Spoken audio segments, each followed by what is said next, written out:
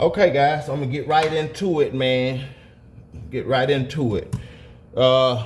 This is what I use, man, to relocate my servo to the top. And let me say this before I forget, guys.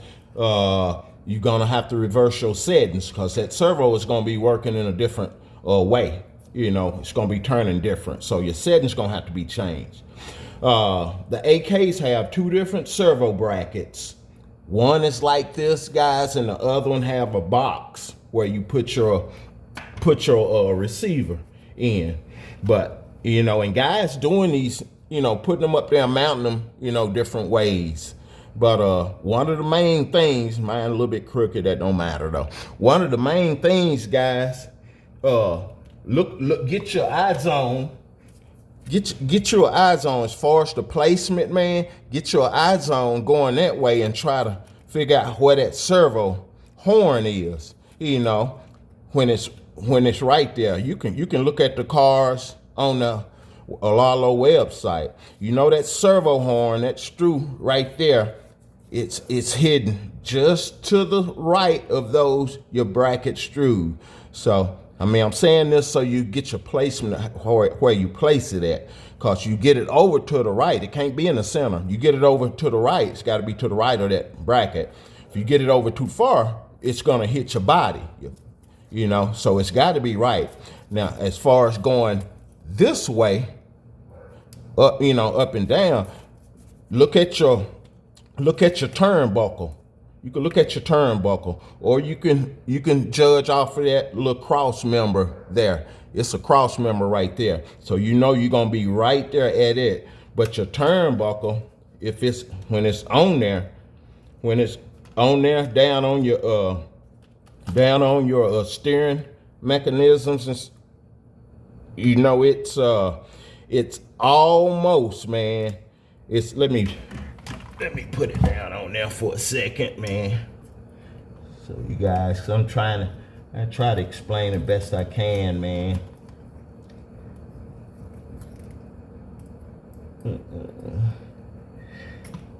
Get it down on there.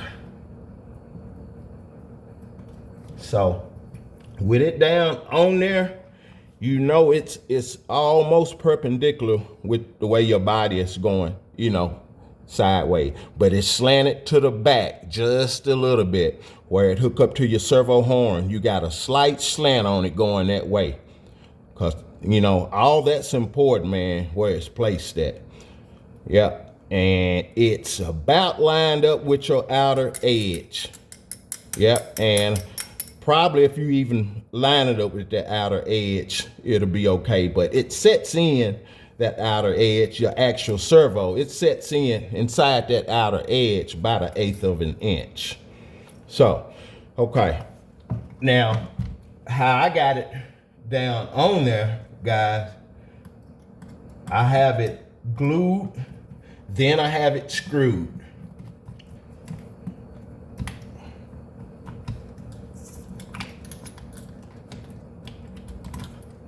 I have it glued and screwed. That's the way I have it. Yeah, and you gotta countersink that thing, man. Yeah, you got two different screws. Let me see, can I get them in focus, man? You got two different screws, man. Maybe if I put them in my hand, you can see. Because one of your screws is beveled. It's two different types of screws. You got to use that short one, man. Short head type anyway. That bevel. Because you got to set that screw. Them screws got to be set down in there flush. They got to be flush because your servo needs to set back down in that flat, man. Now, proper way to do that is use one of these.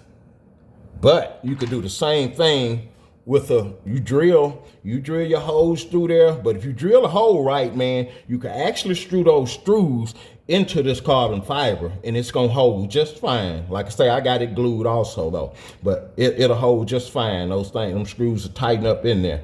Yep, the carbon fiber itself. Use your bigger one. Use your bigger drill bit. But the actual drill bit, the hole, if you drill that hole right, you can screw it in there. You drill it too big, you're not gonna be able to do that. You know, you have to put your nut on the back of it. But the most important thing is making sure you countersink them so they'll be flush, because this needs to set back down on that flush, man. Yeah. Now, you won't be able to use, I couldn't make it work. Somebody else can. So I'm not gonna say you won't. I couldn't use it. So what I used was this. And if you run those nuts all the way down to the end, if you run them nuts all the way down, man, you take these off of your old one and screw it on here. It's the same size. They the same thread pattern and everything. There might be a little finer, but it'll screw on. It's the same width, circumference, whatever, size, whatever. I think it's a 3 millimeter. Either way, they'll go on there. If you run them all the way down and set them up against that screw, you well in the range of being able to adjust and get your steering correct. And again, you got to reverse it. You have to set your remote, man, your transmitter, and reverse your turning, because it'll be turning when you turn left on your left with your transmitter. This gonna be going, your car gonna be going right. This is what I use, guys. That's what I use. They like $14. You'll be using the four, either one of the 4 big ones. But that's what I use right there. Yeah, that's this. I had a few of them laying around from another small bill, WL Toys or something. I don't know. But yeah, don't forget to reverse some settings. Shergoo. At Ripple, man, I just want to touch on it for a second, man. At Ripple, and shout out to Turbo Wolf, man. Shout out to him for, giving me a little information too. That Ripple would kill your ESC, but I'm gonna tell you a big problem with that Ripple. What causes it, guys? Adding on to your wires. Now, sometimes you get a motor that don't have wires on it, but if it do have wires on it, because sometimes you got to put your own wires on there, but if it do have wires on it, it's already been tested. That's the length it need to be, man. Yep. Now add anything on it. Now you can get a cap pack to counteract that, but it's best just don't add none on to it. Now these are real short on this motor, but and I had added, maybe an inch onto it, but then I decided, no, I'm gonna do different. So I'm not gonna add nothing onto it, because I'm trying to combat that ripple as much as possible. It affects your current, your ripple, and ripple can really tear up a set of ESC on fire. So I decided not to add nothing onto it. So I'm just gonna adjust, I'm gonna adjust to the motor. And that's what I did. So I turned it. It ain't ideal to have it that close to the motor with them 2 heat sources, but I do have a buffer in between. And not only that, man, you don't really need a fan on a speed run car, because if you doing speed runs, more than likely, if you're serious about it, you're not doing more than 2. Some people do 1. And if your car running that hot and one speed run, you got a bigger problem anyway, a bigger issue you need to deal with. Probably geared too high is one of them. I don't know. But yeah, it shouldn't run hot on no one run. Most, even the runs that I did when I found a good spot, man, I don't even think my fan kicked on the first 2 runs I did. I think I did 3, because it was real cold outside. I wasn't worrying about heat.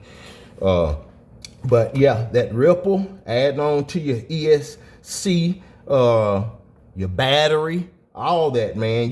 Ideal really is have them short is better from what I gather. Now, if somebody knows something different, let me know, because if I'm wrong about it, man, believe me, I'm gonna post it or make a video and let you know, because I don't want to tell nobody wrong. You know, I try to talk about what I actually know, have experienced, cause like I was saying in another video, man, it's pretty serious. That is, you know, making sure you saying stuff that you know what you're saying. Cause if I'm listening to you and you telling me this particular thing is doing one thing, and I take your word and I go by that, you know, and it ain't doing that, you know, that ain't good, man. So I ain't trying to make nobody go, you know, believe what I'm telling them and go spend some money unnecessarily. You know, that's what I be thinking about, cause that's what I think about when I'm watching videos, you know, and I'm looking at somebody. Okay, so far they've been true about what they talk about. You know, they say this item, this product do this and that. Okay, I believe them. You know, so for me to go get it and it ain't doing that, okay, you lied. You did something to that to make it do it. No. So I try to keep it real, man. That ain't what I'm trying to deal with. Because I want my subscribers and people to watch me to believe what I'm telling them, man. It's important to me. But like I said, the AKs, they got two. They got two servo holders, guys. Yep, this is your regular one. Then they got the one you put your receiver in. But yeah, be careful with that ripple, man. Yeah, be careful with that ripple, because I'm starting to learn about this data and stuff, man. It's just like I got a 6200 battery, man, and the way you pull that trigger, guys, man, it makes a difference. Believe me, it make a big difference. I got a couple of runs. I'm looking at the data. On one run, I put from 25.1 full charge, pretty much 25.1, man. I pulled that thing all the way down to like 18.2, and I did another run and got a full trigger in, and I pulled it down only to 20.7. But what I noticed is my run was more, my trigger pull was more gradual. I'm looking at my cursor, you know, on my graph, and I'm noticing, okay, that run started like 4 lines ago, 5-6 lines ago, and it gradually came up. You know, that run was faster. It was faster, man, and it drew way less current.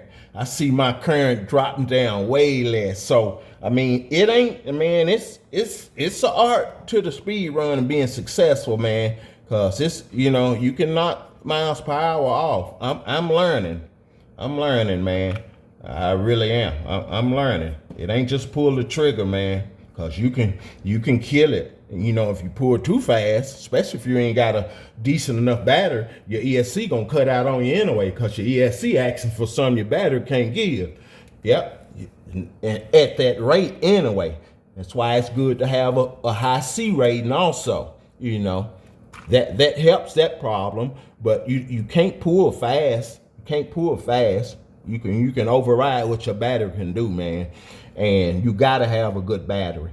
Batteries make a big difference. You might have a car, man, you might be only hitting 120 or 140 or whatever and getting a full pull. But if you change your battery in it, man, you might bump your miles per hour up probably 10 miles with a different battery, because the current draw. So all that stuff matter, man. It ain't no one particular thing, but all of it together matters. Yeah, all of it together, man. But that current draw and that ripple, I'm gonna tell you. But anyway, guys, I think that covered everything. But it's been real wet, man. We've been getting rain since Wednesday, I think, guys, here in Huntsville.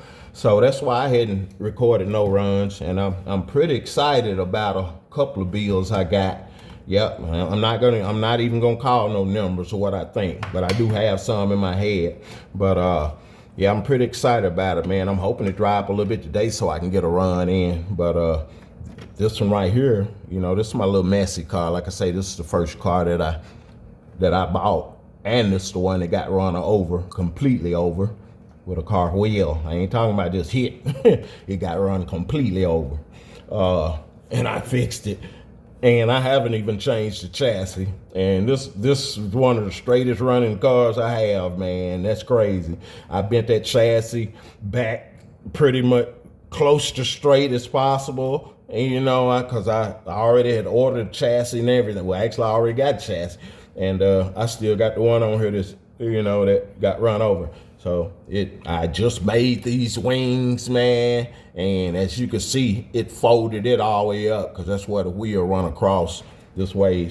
Didn't hurt the ESC, didn't hurt the motor, man. Bent the motor mount, did a lot, but I fixed it, and broke my shock stand, shock bracket, shock mount. Yep, broke it. Matter of fact, that one still broke. But yeah, I put that 64 kV mode on here, man, and it's gonna be on a 4, and kind of excited about what it's gonna do.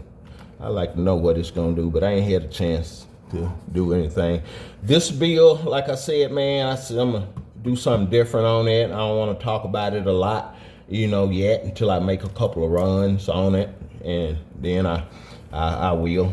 But I'm kind of excited about this one too, man. Yeah. But anyway, guys, y'all have a great, blessed day. I think I covered everything what somebody asked, and yeah, I think that's it. Something else I'm gonna say, but